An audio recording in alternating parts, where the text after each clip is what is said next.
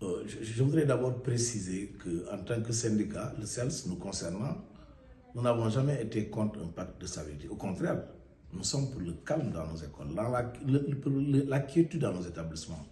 Nous estimons que c'est dans cette quiétude, dans cette sérénité, que nous pouvons réaliser toutes nos ambitions, relativement d'ailleurs aux réformes que nous envisageons dans notre système. Mais nous estimons que pour arriver à la signature d'un pacte de stabilité, il y a un minimum. Et ce minimum, c'est d'abord l'espace temporel. Quel temps donnons-nous aux organisations syndicales, aux travailleurs, pour préparer et construire ensemble ce pacte de stabilité? Nous n'avons pas eu malheureusement ce temps nécessaire. Nous avons constaté une sorte d'empressement qui ne se justifiait pas dans la construction de ce pacte de stabilité sociale. Nous avons dit ensuite, en tant que syndicat de base, surtout évoluant dans le secteur de l'éducation et de la formation, que pour nous, le pacte de stabilité doit obéir à des préalables. Et les préalables sont connus, c'est très clair.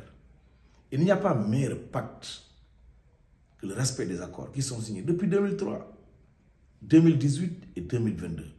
Nous avons donc comme préalable demandé au gouvernement de travailler à favoriser les rencontres sectorielles avec les différents ministères concernés. L'éducation, la fonction publique, le ministère du Travail, le ministère de l'Urbanisme. Non pas des rencontres formelles, traditionnelles, ordinaires, mais des rencontres qui doivent permettre de revenir sur les conclusions des accords qui ne sont pas encore respectés. Nous estimons que c'est un préalable qui ne se négocie pas.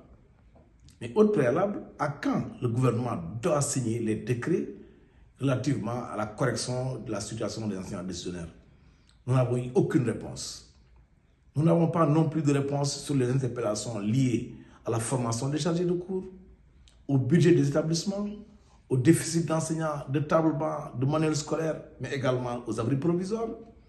Nous n'avons reçu aucune information relativement aux parcelles et à ce qu'on appelle les cotisations sociales des contractuels.